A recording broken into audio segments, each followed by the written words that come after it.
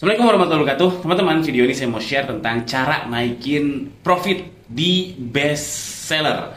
Jadi sebenarnya naikin gross profit ya. Kalau naikin profit atau meningkatkan profitability saya pernah bahas di video saya yang lain.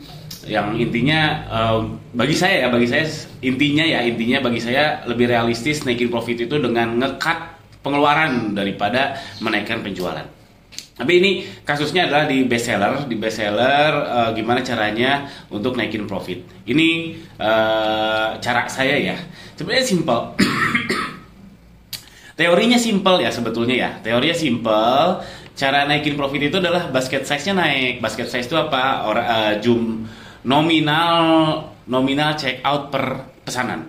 Nominal check out per pesanannya naik. Jadi basket size-nya naik, tapi HPP-nya sama. Syaratnya itu HPP-nya sama. Tapi kalau HPP-nya basket size-nya naik nih, basket size naik, marginnya berkurang juga sama aja bohong. Yaitu di combo. Nah, combo hemat biasanya.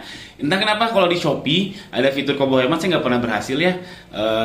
Ya saya gemes aja udah capek-capek setting, yang belinya sedikit lah, ini toko saya loh ya. Terus profitnya tergerus karena harus ngasih diskon dan sebagainya.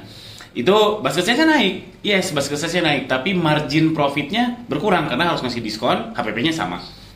Jadi syarat basket size naik itu RP-nya bertambah, RP-nya nambah, marginnya juga ikut bertambah. Jangan RP-nya nambah, marginnya tergerus, sama aja bohong.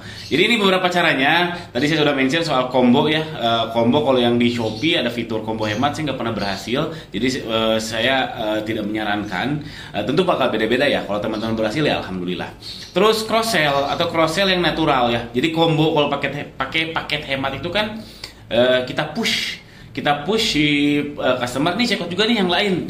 Itu kita harus ngasih diskon. Tapi kalau yang cross sell yang natural, combo yang natural artinya dia misalkan beli produk A, cek juga produk lain, check out juga jadi A plus B, itu insya Allah bisa menambahkan profit kita karena natural, nggak ada iming-iming diskon berlebih karena check out bertambah. Tapi ini juga kadang berhasil kadang enggak, karena ini beratnya adalah di selection. Artinya apa? Artinya kadang kita juga bingung nih, kita yang punya produk juga kadang bingung. Misalkan saya jualan katakanlah kemeja pria gitu ya. Kemeja pria tuh cross sell-nya ke apa? Apakah ke gesper, apakah ke peci mungkin, apakah ke notebook jangan-jangan, apakah ke tas jangan-jangan, atau ke kemeja lainnya. Nah ini memang nggak gampang analisisnya. Teman-teman harus download datanya teman-teman. Itu biasanya si best seller itu dipadukan sama apa? Oke, jadi kasusnya kan ini kita ngomongin soal best seller ya, meningkatkan profitnya best seller. Jadi si best seller itu biasanya di check out sama apa? Ini itu ngitungnya nggak mudah loh, ngitungnya nggak mudah serius. Distribusinya dan sebagainya saya juga belibet lah ngitungnya. Dan setelah dapat datanya nggak terlalu signifikan juga, tapi udah ada bau-baunya. Sehingga yang si pelengkapnya tadi si A sama B, A best seller, B-nya ini saya naikin harganya. Saya naikin ini cross sell alias bertambah profit kita. Cuma ini nggak mudah, jadi ini nggak akan saya bahas lebih lanjut. Lalu bundling, misalkan saya jualannya paket kemeja kantor, itu ya yes bisa menaikkan secara teori, tapi kan kita ini konteksnya adalah konteks best seller.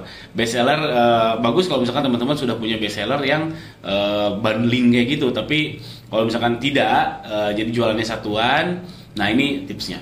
Nah yang paling realistis sebetulnya untuk meningkatkan profit best seller adalah naikin harga. Naikin harga kan momok paling menakutkan ya. Sebenarnya enggak sih, jujur aja semenjak 2 tahun ke belakang naikin harga bukan momok yang menakutkan sih buat saya. Oke, penjualan turun tapi dicek dulu evaluasi, jangan-jangan profitnya naik. Ya, atau kalau misalkan dinaikin harga penjualannya turun, profitnya naik ya alhamdulillah. Tapi kalau naikin harga penjualannya turun, profitnya turun, nah itu berbahaya, diubah-ubah lagi pricingnya. Makanya memang pricing strategi itu penting. Jadi bukan hanya iklan, tapi pricing juga penting. Dan kita nggak fix loh, pricing tuh nggak fix.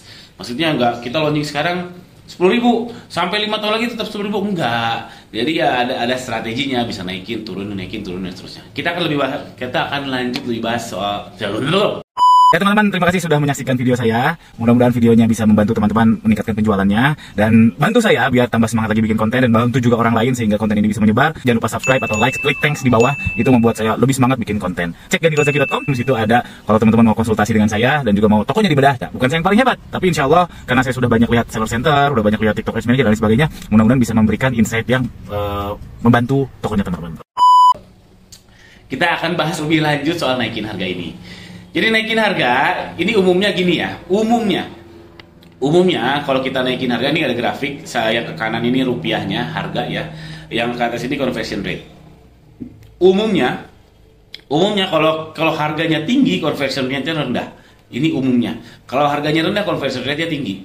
Jadi makanya si Shopee itu selalu menyarankan kalau kita mau naikin penjualan, jual harga murah, karena memang pada umumnya kayak gitu, alias price sensitif. Ketika harganya turun, konversinya akan tinggi. Ketika harganya tinggi, konversinya akan turun. Ini umumnya kayak gitu. Secara umum kayak gitu. Kita nggak bicara per produk, tapi secara umum, mau orang kaya, orang miskin pasti gitu. Orang kaya juga kan pasti mikir 1000 kali kalau misalkan beli aqua gelas harga 100 juta, kan mikir 1000 kali. aqua gelas biasa gitu ya, atau air mineral biasa. Jadi umumnya kayak gitu. Tapi jangan-jangan, itu kan skala makro ya. Yang ini yang atas ini skala makro. Jangan-jangan yang di bawah ini mikronya alias produknya teman-teman nggak price sensitif. Jangan-jangan ketika price berapapun si conversion rate-nya di sekitaran segitu aja. Jangan-jangan.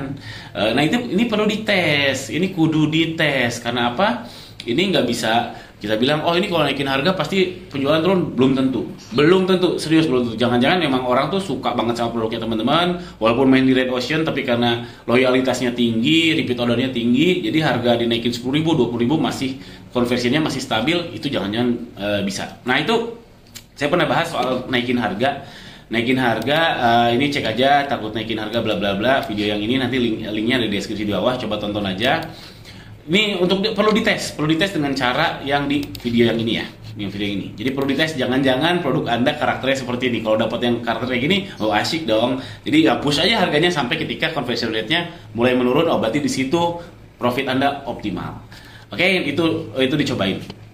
Nah, sekarang kita bahas kalau misalkan ternyata produk Anda yang memang price sensitif, alias ketika conversionnya tinggi itu ketika harganya rendah. Ketika harganya dinaikin, conversionnya rendah. Ini yang memang momok menakutkan buat kita semua bahwa naikin harga akan mengurangi penjualan. Nah, caranya gimana? Caranya untuk naikin profitabilitas, naikin profit dengan karakter produk yang tadi ya. Tips dari saya itu naikin variannya. Tapi bukan varian yang terlaris. Saran saya jangan yang terlaris. Ini pengalaman saya aja ya. Jadi misalkan ada grafik ini quantity, ini suatu produk ya. Ini SKU-nya apa? Ada SKU. Ini dalam satu produk ini variannya ya, varian A, B, C, D, E. Jadi kalau kita naikin yang A karena karakternya itu adalah yang atas ini, kalau kita naikin yang A kemungkinan besar conversionnya akan turun. Jadi kalau kita naikin A, ini kemungkinan besar conversionnya akan turun jika karakter produknya memang price sensitif. Tapi kalau kita naikin E, ini belum tentu. Ini kan A yang paling laris ya, orang tuh nyari yang A. Tapi kita nyediain juga varian yang E gitu. Kalau kita naikin yang E, belum tentu conversion rate akan turun. Karena orang tuh nyarinya yang A. Yang orang ternyata beli E itu karena bosen yang A misalkan. Bosen yang A, beli aja yang E. Contohnya gini. Contohnya kalau misalkan jualan fashion ya pada umumnya, orang tuh misalkan nyari gamis warna hitam gitu. Orang tuh memang banyaknya, misalkan larisnya yang warna hitam, dan orang tuh datang ke toko tersebut, ke produk tersebut nyari gamis warna hitam. Dan dia price sensitif akan itu. Ini 100.000. Oh di sebelah ada 200.000, sebelah ada 90.000 misalkan, jadinya beli ke sebelah. Jadi si karakter produknya price sensitif. Dan si A ini yang warna hitam tadi, ini kalau kita naikin ya of course absolutely dia akan kabur. Tapi kalau kita yang naikinnya siapa tahu ada orang-orang yang mau beli, tadinya memang mau beli hitam, tapi kayaknya kalau sekarang beli hijau sage lucu juga. Nah hijau sage ternyata harganya lebih mahal, nggak apa-apa deh, nggak apa-apa. Karena apa? Karena di situ keputusannya udah mulai berbeda. Karena si yang E ini kan sebenarnya pelengkap untuk yang A. Jadi kita nggak mungkin kan dari A sampai E itu larisnya rata kayak gitu, nggak mungkin. Pasti ada seperti ini, yaitu namanya long tail. Ini long tail. Jadi ada satu yang mercusuarnya yang paling tingginya tuh ada mercusuar, terus ke kanan itu yang paling rendahnya ada. Pasti kayak gitu. Nah kalau kita naikin yang paling rendah ini, yang kurang peminatnya, yang beli itu bukan karena price, tapi kayaknya lucu deh, cobain deh, atau check out A sama E, kan sangat mungkin. Jadi naikin yang kurang laris.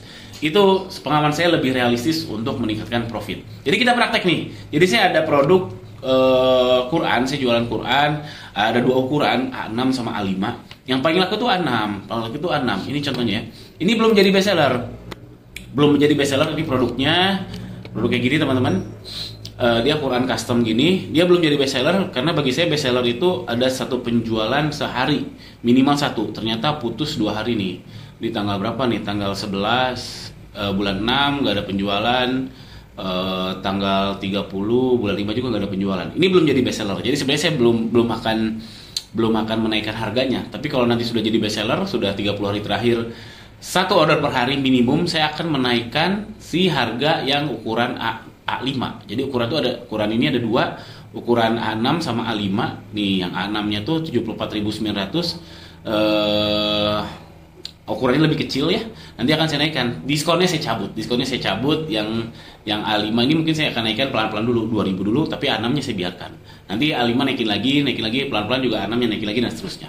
Jadi intinya yang kurang laku kita up harganya karena harusnya itu tidak memengaruhi conversion rate-nya, teman-teman. Silakan, selamat praktek teman-teman. Di saya sih alhamdulillah berhasil karena untuk toko yang lain yang tadi saya contohkan ya soal hitam ya, hitam sama biru saya punya produk yang hitam tuh laris manis, tapi warna lain gak laris. Ya udah yang warna lain saya naikin harganya. Dulu naikin harganya tuh bukan alasannya kayak gini, tapi karena ini stoknya sedikit. Misalkan yang biru stoknya cuma 12 pieces, kalau kita harganya sama nanti banyak laris. Kita nggak kuat stoknya, ya udah naikin aja, jadi direm gitu. Tapi ternyata alhamdulillah ya, nggak, si biru ini nggak terlalu jadi nol banget, nggak, tetap aja ada yang beli, jadi profitnya kan lebih tinggi. Oke? Mudah-mudahan ada manfaatnya untuk video ini teman-teman. Jangan lupa subscribe, kalau boleh juga klik thanks di bawah, itu sangat membuat saya semangat. Thank you banget yang sudah ngeklik thanks, jangan lupa subscribe. Assalamualaikum warahmatullahi wabarakatuh.